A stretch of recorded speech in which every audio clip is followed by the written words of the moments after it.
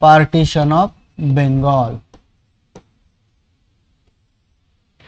आता partition of Bengal म्हणजेच काय, बेंगॉल एक प्रोव्हिन्स होता ज्यामध्ये, पहिले एक लक्षात घ्या, हा जो बेंगॉल आहे ना तो तुमच्या लक्षात यायला पाहिजे की केवढा मोठा प्रोव्हिन्स होता. या बेंगॉलमध्ये आताचा बिहार, ओडिसा, आसाम, बांगलादेश,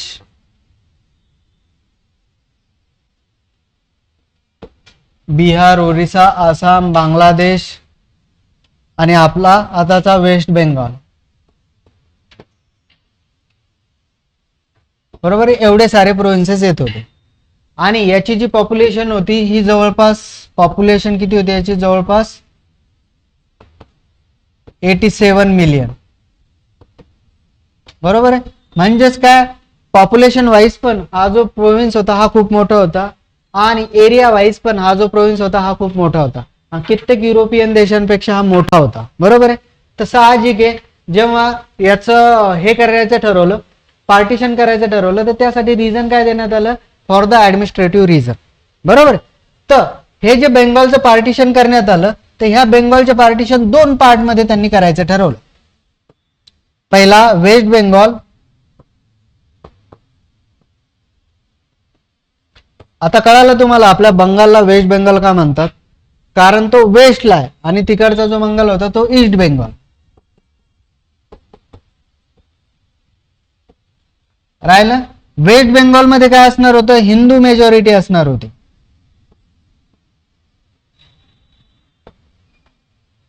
$54 मिलियन पॉप्युलेशन. ठीक आहे. आणि ईस्ट बेंगॉल मध्ये काय असणार होतं, मुस्लिम मेजॉरिटी असणार होती.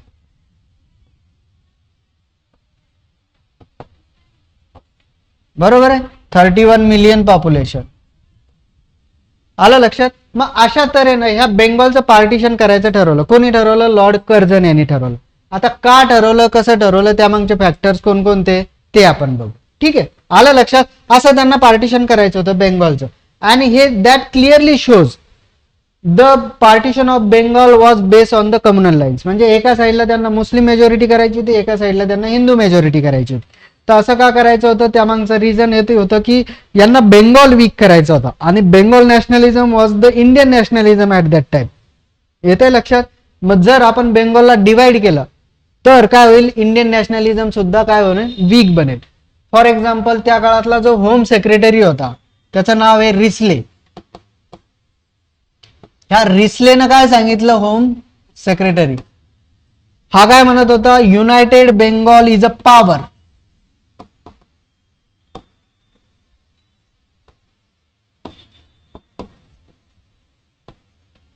And if Bengal was divided,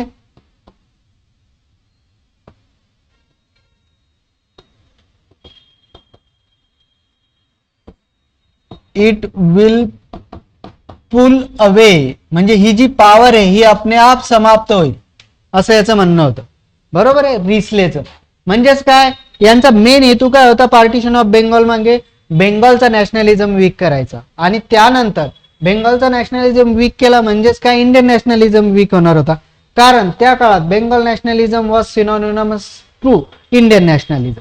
आलं लक्षात. तर आता आपण बघू की फॅक्टर्स किंवा कॉजेस काय, का पार्टिशन ऑफ बेंगॉल करायचं होतं यांना. Factors and forces.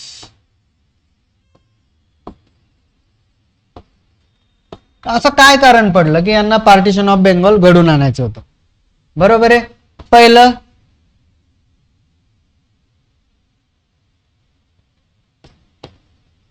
Lord कर्झन्स internal policy.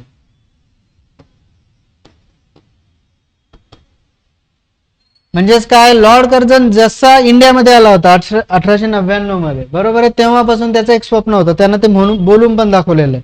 ते स्वप्न होतं की त्याला इंडियन नॅशनल काँग्रेसचा डिमाइज बघायचा होता, इंडियन नॅशनल मुवमेंटचा डिमाइज बघायचा होता. And the partition of Bengal was one of the main policy in this direction. म्हणजेच काय, इंडियन नॅशनल मुवमेंटला वीक करण्याच्या डायरेक्शन ही काय होती, पॉलिसी होती. त्यानंतर ऍडमिनिस्ट्रेटिव्ह रिझन देण्यात आलं.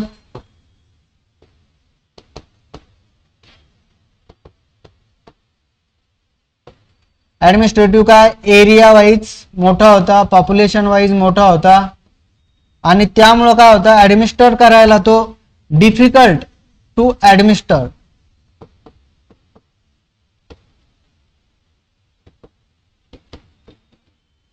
डिफिकल्ट टू ऍडमिनिस्टर असं त्यांनी कारण दिलं होतं. हे काय होतं, हे ऑफिशियल कारण होतं. ठीक आहे, ऑफिशियल कारण. जेव्हा इंडियन नॅशनल लीडरने त्यांना विचारलं की का तुम्ही बेंगॉलचं डिवायडेशन करताय, बरोबर आहे, तर त्यामागे त्यांनी काय सांगितलं होतं की हे कारण आहे, यामुळे आपल्याला बेंगॉलचं डिवायडेशन करायचं. ठीक आहे, त्यानंतर पण मेन रिझन काय होतं, मेन रिझन होतं to weaken Indian national movement, to weaken Bengal nationalism. आता बेंगॉल नॅशनलिझम आणि इंडियन नॅशनलिझम एकच होता त्या काळात, बरोबर आहे. या साऱ्या गोष्टीसाठी त्यांना हे बेंगॉलचं पार्टिशन करायचं होतं. आणि divide and rule policy,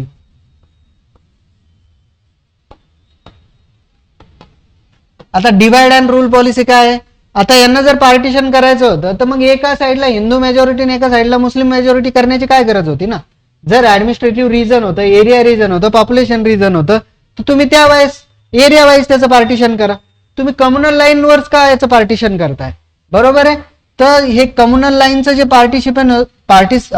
partition होतं त्यामुळं कम्युनल लाईन्स बेस पार्टिशन, त्यामुळे इंडियन नॅशनल लीडरला ह्या लॉर्ड कर्झनचा खरा हेतू लक्षात आला, बरोबर आहे.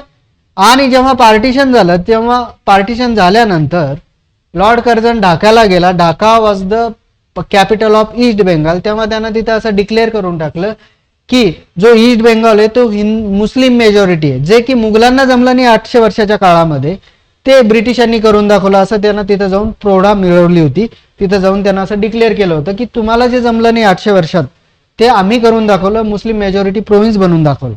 ठीक आहे, तर हे सारे काय होते, these are the factor and forces responsible for the partition of Bengal. येतंय लक्षात. मग आता हे पार्टिशन घडून कसं आलं ते आपण बघू. पार्टिशन यामध्ये तुम्हाला माहिती आहे, मी अगोदरच सांगितलं, वेस्ट बेंगॉल आणि ईस्ट बेंगॉल, म्हणून आपल्या पश्चिम बंगालला तो ईस्ट साइडला इंडियाच्या असून सुद्धा त्याला काय म्हणतात, वेस्ट बेंगॉल. त्यानंतर ईस्ट बेंगॉल,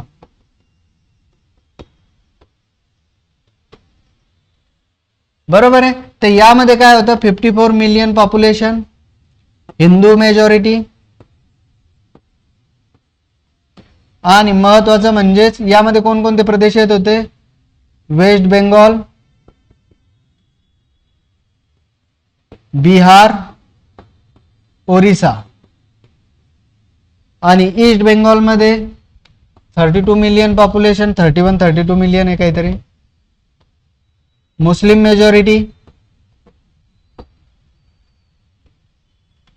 त्यानंतर यामध्ये कोणते, आताचा जो बांगलादेश आहे, ईस्ट बांगलादेश किंवा ईस्ट बेंगॉल म्हणजे आताचा बांगलादेश आणि आताचा आसाम, हे दोन प्रोव्हिन्स यामध्ये येत होते. आणि अशा तऱ्हेने on the basis of communal lines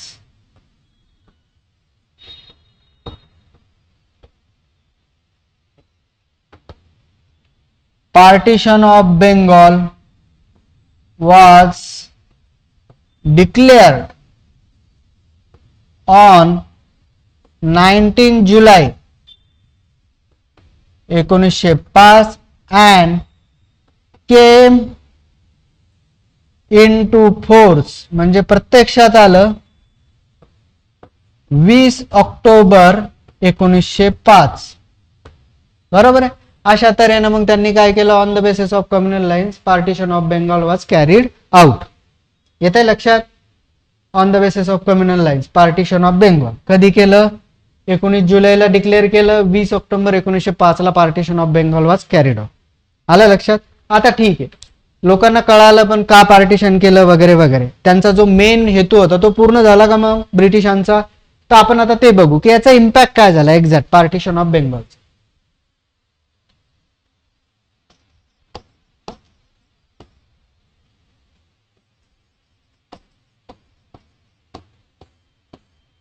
हे बघा, पार्टिशन ऑफ बेंगॉल मुळे करायचं काय होतं ब्रिटिश गव्हर्नमेंटला, इंडियन नॅशनलिझम काय करायचा होता, वीक करायचा होता.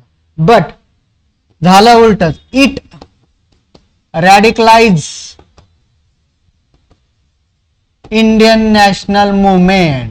बरोबर आहे, इंडियन नॅशनल मुवमेंटला वीक करायचं होतं पण झालं उलटच, it radicalize Indian national movement. Indian national movement अजून वेगाने वाढली कारण पार्टिशन ऑफ बेंगॉल घडून आणल्यामुळं लोकांच्या मनामध्ये ब्रिटिश सरकार विरुद्धचा असंतोष खूप वाढला आणि anti partition movement was started. Anti partition of Bengal movement was started. बरोबर आहे, याचाच परिणाम म्हणून, याचीच पुढे करोलरी म्हणून स्वदेशी मुवमेंट 1905 वॉज स्टार्टेड. बरोबर आहे, म्हणजेच काय, इंडियन नॅशनल मुवमेंट वीक करायच्या प्रयत्नामध्ये लॉर्ड कर्झन यानं काय केलं, इंडियन नॅशनल मुवमेंटला इनडायरेक्टली स्ट्रेंथन केलं. बरोबर आहे, इट स्ट्रेंथन द नॅशनलिझम.